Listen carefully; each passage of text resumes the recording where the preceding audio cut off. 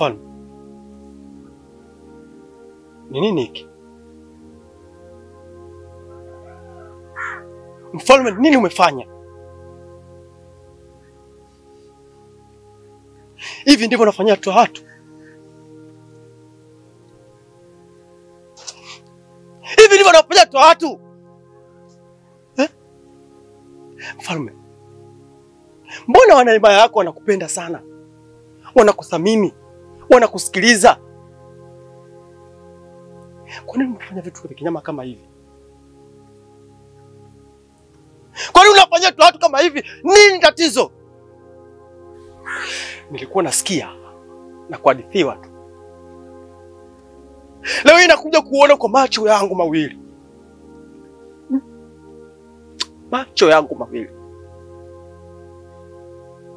Hii si sawa. Hii si sawa.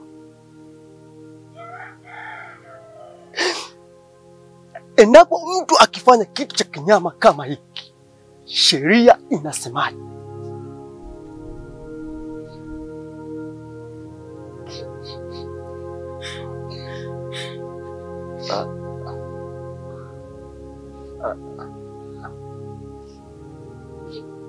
Nakuuliza, sheria inasemaje? Apewe adhabu.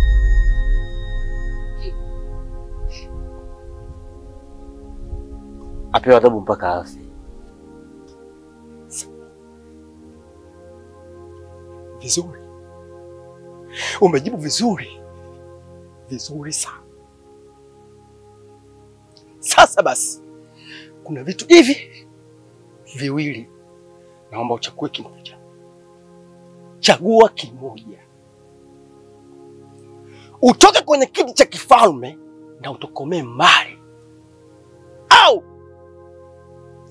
nikukamate, nikudhalilishe na nitangaze kwenye himaya nzima kama umefanya kitu cha kinyama kama hiki.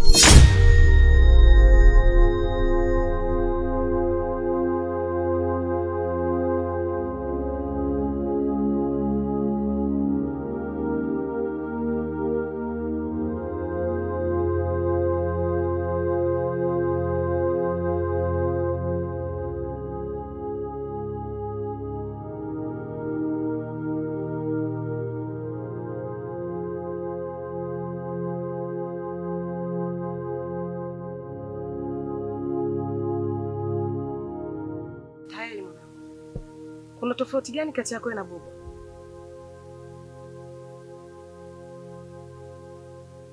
Hakuna tofauti yoyote ile mama. Kwani kuna shida gani? Hakuna tofauti kati yako na Bobo. Taheli mwanangu. Kaa mbali na huyu binti. Huyu binti ni wa Bobo. Ni mwanamke wake toka angali wako wadogo. Ni wa kwake huyu. Lakini mama, mimi yule binti nampenda. Kumpenda? Unampenda mwanamke ningali mwanamke wa mtu? Unapenda nini? Unapenda matatizo? Utakuja kuumia Taheli. Utakuja kuumia mwanangu. Dada kabla hajafa aliniambia nikulee vyema. Na nimekulea vyema Taheli. Kwa nini unanifanyia haya mambo? Kwa nini? Utakuja kuumia. Sawa. Nakuelewa unachokisema. Lakini jaribu kunisikiliza na mimi mama. Sikiliza moyo wangu, nini unataka? Ile ndo furaha yangu mimi ilobakia. Na hili jambo hata baba pia analijua. Alishakutana na Bobo akaongea. Jambo akalimaliza. Unanichanganya unavyoniambia tena masuala ya Bobo hapa. Sasa kama babako alikutana na Bobo huko mtaani na waliongea wakamaliza, kwa nini Bobo anifuate mimi? Kwa nini ananifuata mimi na kunilalamikia kila siku? Kwa sababu gani? Kumbe wao washamaliza. Naomba nikwambie kwa mara ya mwisho. Naomba ukae mbali na hili swala. Kaa mbali na haya mahusiano ya watu. Kaa mbali Taheli. Mimi naongea kwa mara ya mwisho Taheli. Kwa mara ya mwisho. Sitaongea tena.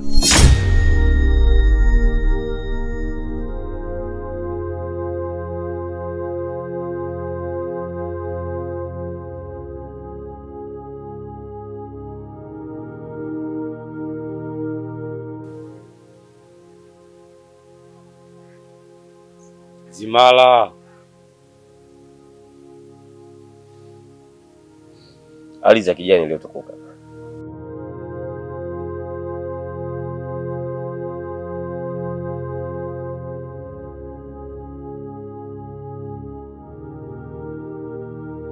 Mtukufu mfalme, mimi naitwa Kipaku. Natokea kaya 7 kutoka hapa. Nimekuja na tatizo. Tatizo gani? Mimi ni wale ambao dada zao walikuja hapa kwa ajili ya tambiko. Dada yangu baada ya tambiko alivyorudi nyumbani hayuko sawa. Ana shida gani? Hali yake ya kimwili hayuko sawa. Amekuwa mtu wa kutapika na mtu wa kulalala hovyo. Nikafanya utafiti, nikamgundua kuwa ni mjamzito.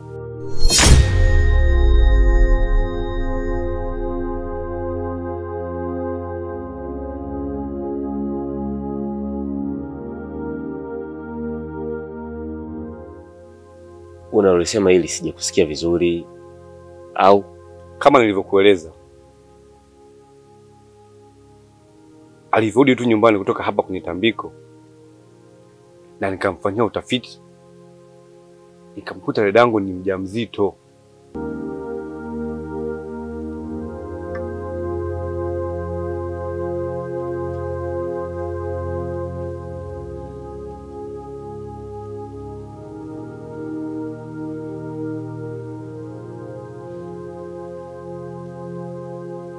dada yako toka ametoka kwenye tambiko hana mizunguko yoyote? Toka atoke hapa hakukutana na mwanaume yoyote.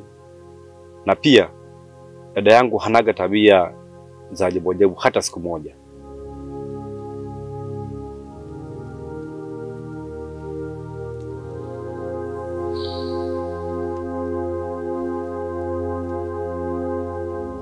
Ukiachana na dada yako na wewe, ni nani mwingine ambaye anafahamu hili swala? Hakuna mwingine anajua zaidi ya mimi. Sasa nisikilize Kipako. Naomba hii iwe siri. Asifahamu mtu yote yule zaidi yako wewe na dada yako. Baada ya hapo, kesho tutakutana ili tuongee zaidi. Sawa, mtukufu mfalme.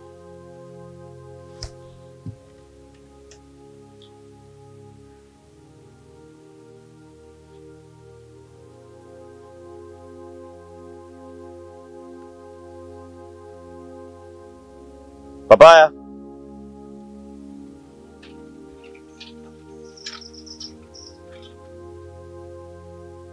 Ndiyo kiongozi wangu. Kuna kazi nataka nikupe. Kazi gani?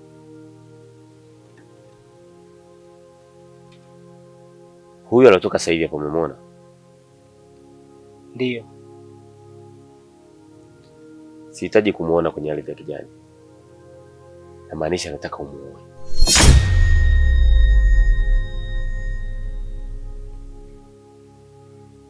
Sawa. Naweza kwenda.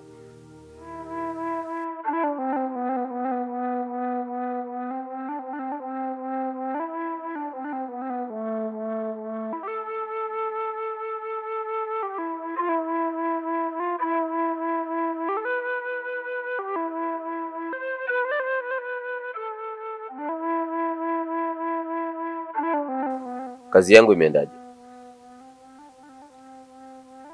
Kazi imeenda vizuri. Una uhakika kwamba hakuna jambo lolote la kitofauti ambalo limetokea? Nina uhakika kwa sababu nimefanya kazi kwa ufasaha na nimehakikisha kwamba hakuna mtu yote anayeniona. Sawa. Ila kuna maagizo nataka nikupe.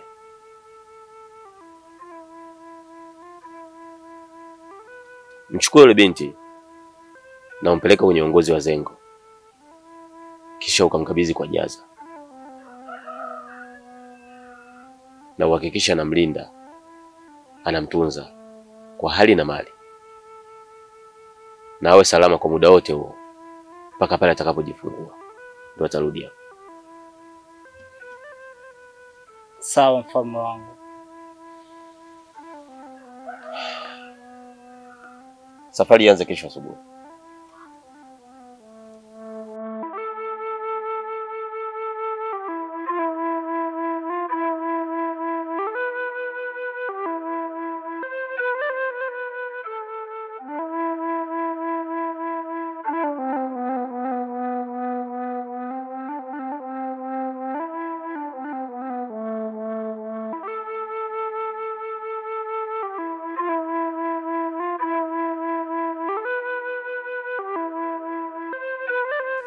Zimala. Ni hali ya kijani iliyotukuka.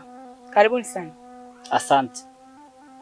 Nafikiri kwamba taarifa unazo kutoka kwa mfalme kuhusiana na huyu binti, si ndio? Ndio ninazo.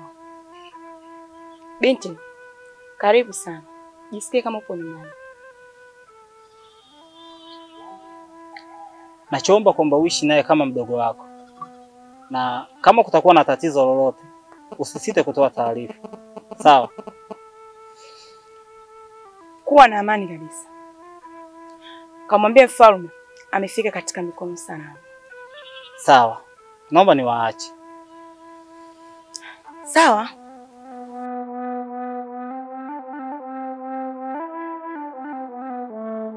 Mwanangu, jisikie kama upo nyumbani. Na pia usisite kuniambia tatizo lolote lile.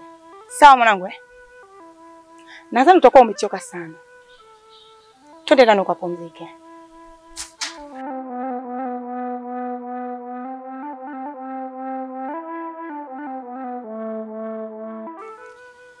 Nimesikia wito wako malkia wangu. Ni kweli nimekuita. Kuna swali nataka nikuulize. Nimesikia kuna binti unaishi naye nyumbani kwako. Ndiyo. Yule binti ni nani yako? Ni kweli malkia wangu. Yule binti sio ndugu yangu. Aliletwa na papa. Ameagizwa na mfalme.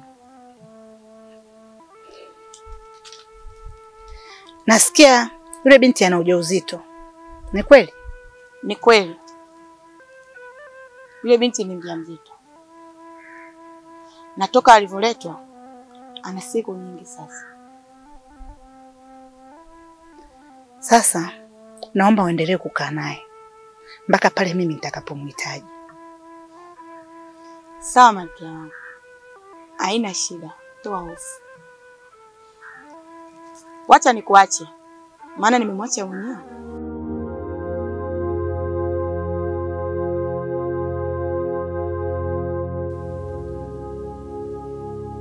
Papaya, mimi nakushukuru sana kwa muda wako. Maana toka mwanzo wa uongozi wangu mpaka leo hii tumefanya mambo mengi sana. Tumeshirikiana vitu vingi sana. Kwa ushauri, kikazi, lakini pia kwa mawazo. Umekuwa mstari wa mbele kunipigania na kuhakikisha kwamba hakuna jambo ambalo linaenda kitofauti. Na kwa huko ambako tunakoelekea, kwa upande wangu mimi nitashindwa.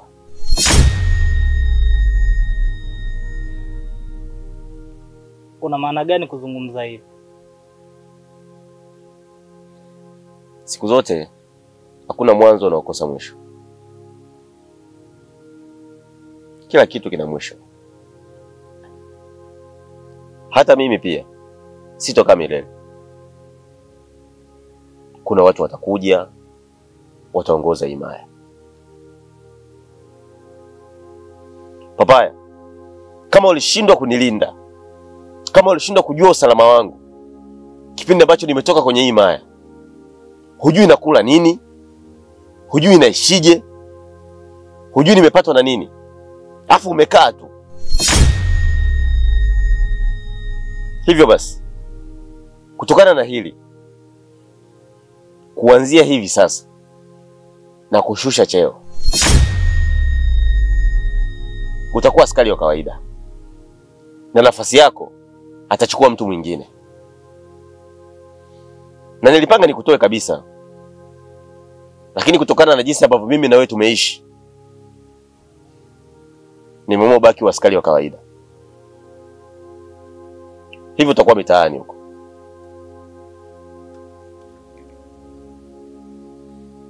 Mimi nimekuelewa kiongozi wangu, na siwezi kukupinga kwa chochote, na ninaheshimu mawazo yako. Kama umeona mabaya yangu na mazuri yangu ambayo nilokutendea, mimi nashukuru kwa yote. Utaniambia nini unataka ili mwanzo wako wa maisha uwe mzuri. Lakini pia ukitoka hapa uonane na mlinzi mkuu ili umkabidhi vifaa.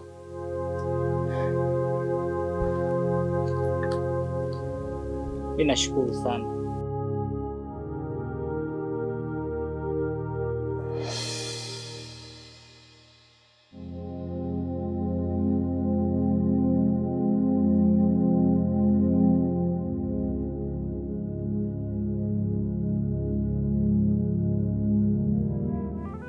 Binti, unaitwa nani? Mwasi. Nimeambiwa na mimba ya mfalme. Ni kweli? Una uhakika mimba ya mfalme? Tokea nizaliwe sija kula pilipili, ila mfalme ndo mama pekee alinisha mimi pilipili. Kiongozi, Abe Malkia, unamuonaje huyu binti? Mwenendo wake? Malkia, mwenendo wa huyu binti ni binti mmoja mzuri sana, na pia ni binti mmoja ambaye mwenye uweredi wa hali ya juu. Sijawahi kujutia kuwa naye. Ni binti mwenye sifa ya kila aina. Mwasi, na kuomba ujitunze. Sawa? Hakuna kitu kingine anachokitegemea zaidi ya huyo mtoto kutoka kwako. Kiongozi, Abe Malkia, naomba ukae na huyo binti vizuri. Pia umpe na ulinzi wa kutosha. sawa Malkia wangu. Nitafuata vile unavyotaka. Na nitafanya vile unavyotaka. Malkia, ni muda sasa umefika. Nahitaji tuelekee nyumbani. Maana mji wacha wenyewe.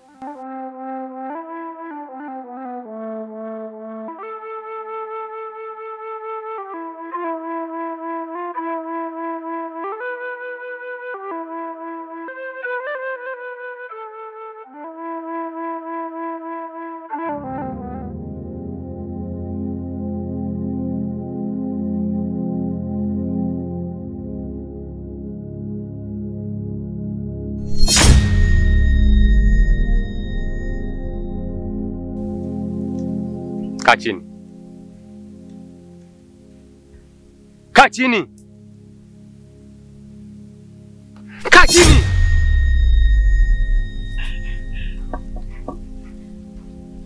Nyuka. Piga magoti. Kwa nini mnanifanyia hivi lakini? Piga magoti, hujasikia au? Piga magoti. Oh, shalo kwa farasi. Yaani unampanda leo kama farasi. Twende. Ile unajua mnamtasa jamani. Twende. Twende. Angalia mbele. Angalia mbele. Mbele kabisa. Twende. Angalia mbele kabisa. Twende. Nataka kumpanda uta. Kwa nini simpande?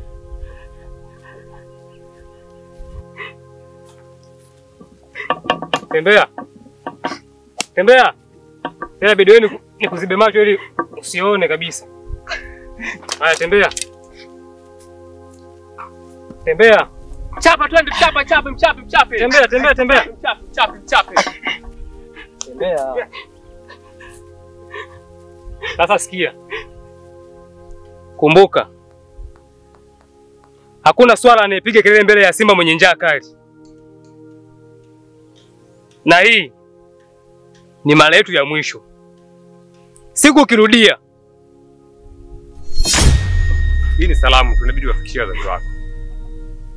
Uwaambie kwamba leo nimekutana na kina Bobo, wamenipanda kama farasi. Tumekupanda kama farasi.